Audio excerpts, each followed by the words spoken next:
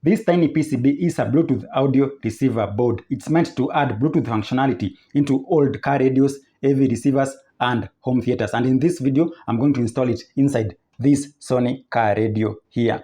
Now you can use this device as a dongle, power it by USB, and feed the audio using this cable. But its purpose is to be installed permanently inside the car radio, and that's what I'm going to do in this video. Hello there, my name is Dominic and I won't skip anything. I will explain everything in simple English. Let's get started. But first, the price. I bought this dongle on AliExpress for 326 Kenya shillings. That's less than $2 US. Check the video description for a link to buy this dongle. This is the Sony CDX-G1200U, a CD player without Bluetooth. Now for this installation, these are the tools that you require. Soldering gun with some solder, screwdriver, something to cut the cables. It could be a long nose pliers or side cutter, and some tape. As for the dongle itself, we need two pieces of cable. One to connect power from the radio to the dongle, and another one to connect the audio out from the dongle to the car radio. This is 3-core wire for the left, right, and audio ground. You will also see me using this helping hands gadget. Although you don't need it, I'm just using it for convenience.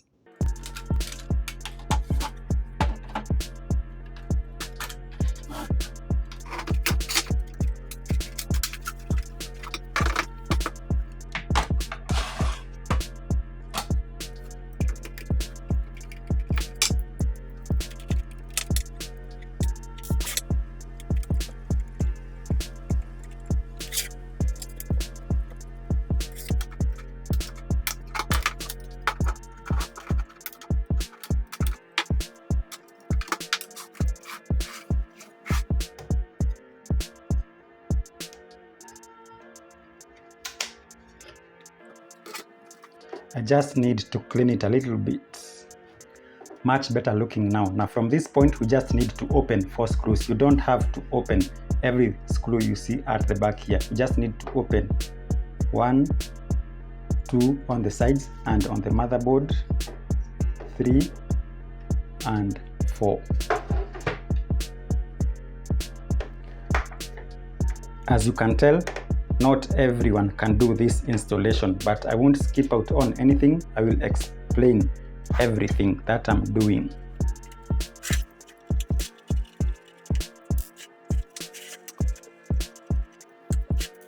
From this point, the motherboard should lift off from the base. Our Bluetooth module will be tapped into the contacts below here.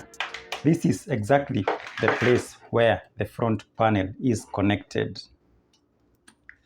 Now I've seen people installing similar boards inside the front panel, but I don't think mine is big enough that it's going to fit inside there. So that's why I will install it inside the main unit.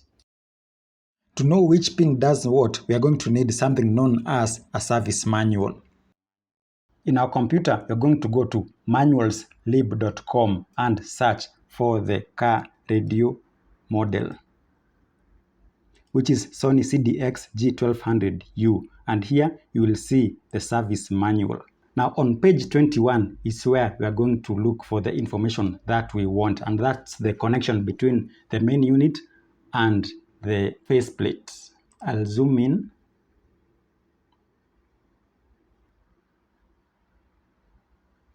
This is the connection between the main unit and the faceplate, and everything is labeled in this service manual. Number 1 and 2 are USB ground and USB V-bus. That's why we are going to connect our power to the Bluetooth receiver board. USB V-bus is plus 5 volts and USB ground is the negative. Number 5, 6 and 7 are also of interest to us. Number 5 is auxiliary left, number 6 is auxiliary right, and number 7 is auxiliary ground. We are going to connect our audio output to these pins, number 5, 6 and 7. So of importance to us are pins 1, 2, 5, 6 and 7. You can write this down somewhere or print it so that you can continue with your installation. And you can do this for any brand or any model for that matter. With the file downloaded, here is a much clearer picture of these connections. Number 1, USB ground. Number 2, USB V bus. Number 5, auxiliary left. Number 6, auxiliary right. And number 7, auxiliary ground. First, I will connect these two cables to the Bluetooth audio receiver board. First of all, the power. The power will be connected from these 2 points here. They are well labeled on the other side as battery, positive and negative. So red for the positive, black for the negative.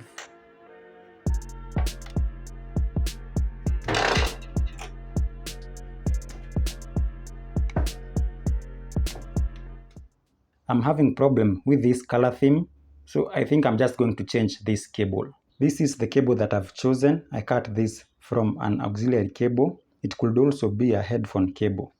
It's also the right colors. In the middle, black for the audio ground, red for the right channel, and white for the left channel.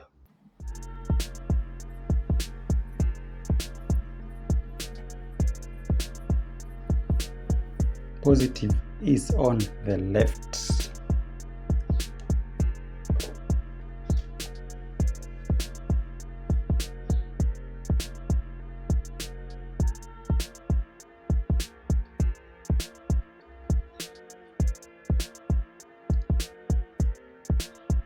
In the middle is the audio ground, where I will connect my black cable.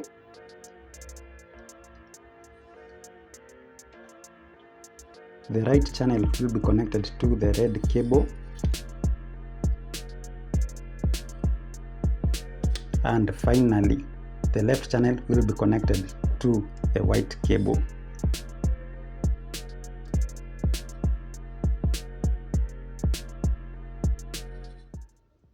I will use my multimeter to check if there is a short circuit between what I've already soldered. First of all, between red and black, there is a short circuit. There is a short circuit between red and black.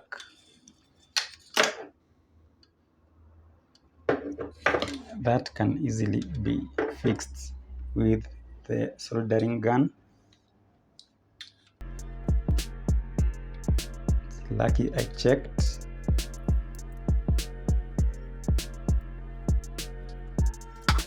Now to check again between red and black.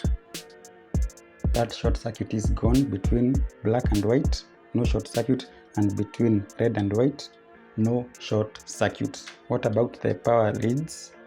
Between the red and the black, no short circuit. I'm very lucky to have checked that. Here are my important connections. Although the pin numbers are not labeled at the bottom, they are well labeled from the top. From here you can see pin number 1 is this side all the way to pin number 20 on the other side. So pin number 1 is from here. I will now connect the faceplate and the power, turn it on and verify if I'll get 5 volts between pin number 1 and number 2. Between pin number 1 and pin number 2, you can see we are getting 5 volts from our multimeter here.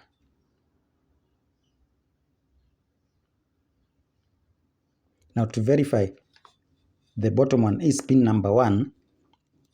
If I interchange these multimeter leads, I will get a negative voltage. And there I have it. That is -5.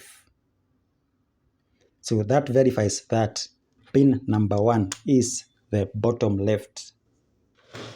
And they are labeled like this. We have number 1, number 2, number 3, number 4, number 5, number 6, and number 7. We are interested in number 1, 2, and 5, 6, and 7.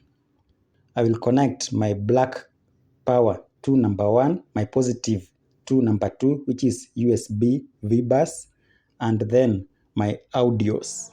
Number 5 is left, the white cable. Number 6 is red, the red cable. And finally, number 7 is the audio auxiliary ground, which is the black cable. I hope you have a better soldering tip than what I have here.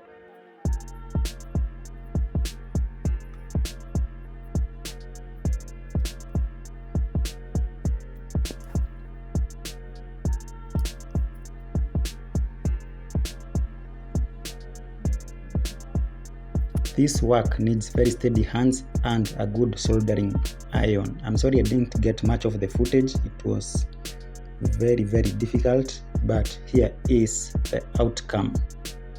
Now to just check if I have any short circuit, and if not, we test it. First between number 1 and number 2. No short circuit. Then between number 1 and number 3. I do have a short circuit, but that's expected. Between pin number 3 is ground. It seems like the USB ground and the common ground are connected. Now between pin number 4 and number 2, nothing. Between pin number 4 and 6, nothing. Between pin number 6 and pin number 9, nothing. And now between pin number 5 and number 7, which are my audio out, no short circuit. And now between all the audio pins, nothing. Everything is fine. Also, always have a brush with you to remove any extra solder that might have fallen where it's not wanted. And now we test it. We connect the front faceplate and the power at the back.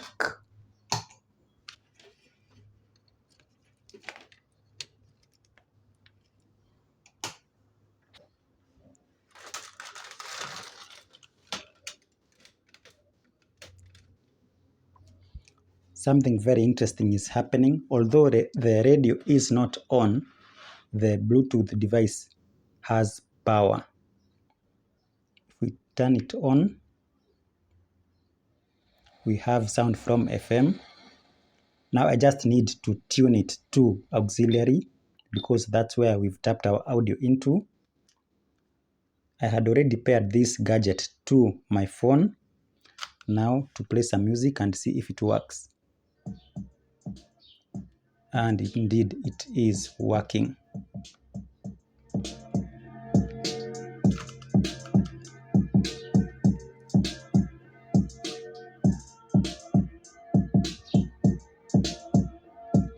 Now, before I close everything up, I just want to show you why I love Sony radios. And that's this. Although this gadget has good enough volume output into the radio, I can actually adjust that volume. If I go into the sound settings and select set auxiliary volume, I can actually increase the auxiliary volume. And this is independent of all the other volumes on this radio, the CD player, the USB, and the FM.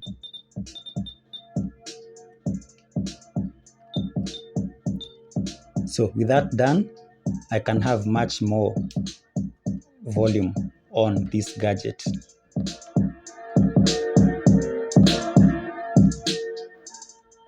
Absolutely no distortion or hum from this radio. I did test this gadget on another home theater. Please check the live stream that I did a few days ago. And that's because of the great audio processing that Sony radios usually have. Now to put everything back together. Although unnecessary, I've just taken a piece of hot glue stick from my hot glue gun because it can't work while it's this short, and I'm going to melt that onto my solder points here. And for that, I will use my soldering iron. This will prevent the cables from coming loose when I try to fit it inside the radio cavity. Now to put everything back together in reverse order.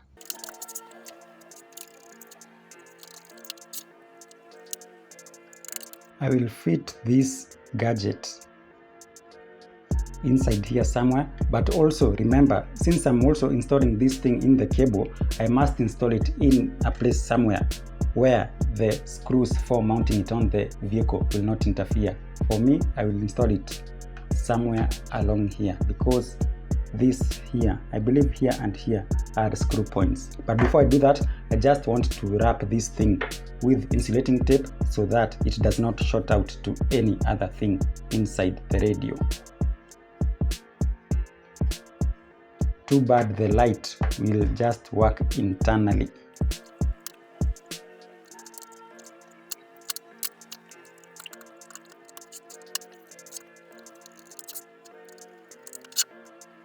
I think I'll have to undo my installation so that I can get these cables to fit through that small gap there, instead of just coming out from this point.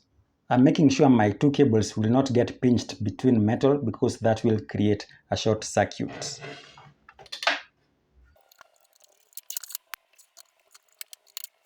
The CD player, but don't forget to attach this cable.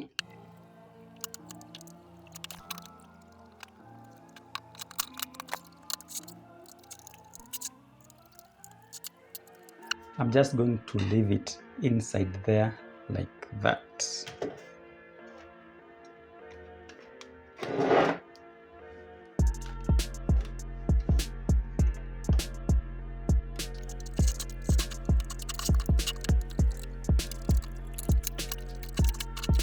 And now I need to test it one last time.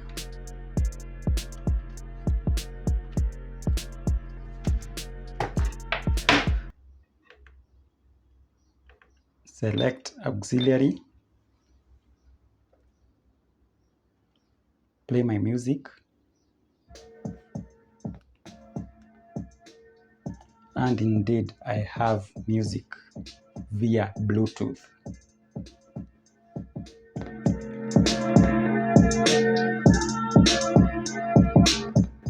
I love this small gadget. It has very clean audio.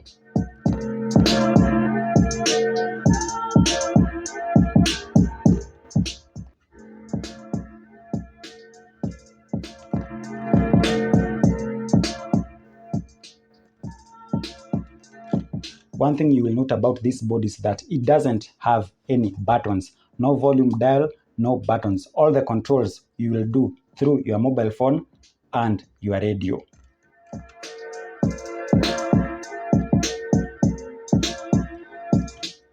A very clean installation. You would never know it's installed on the inside. Now I just want to unpair it from my phone so that we can hear the other chiming sounds. Does it have the annoying Chinese Bluetooth connected sound? Let's hear it.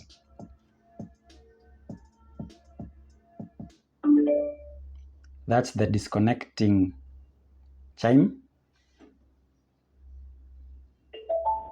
That's the connecting chime. I like that a lot. Now, as you have seen, the disadvantage of this thing is that you need specialized labor and skill to install it, and actually time. Other than that, the advantage is a very clean install.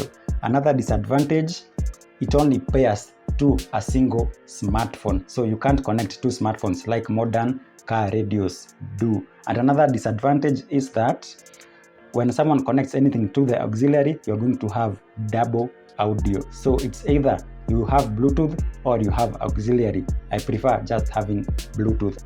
If no phone is connected to the Bluetooth device, then it's okay. But if someone is streaming Bluetooth, then you're going to have double audio.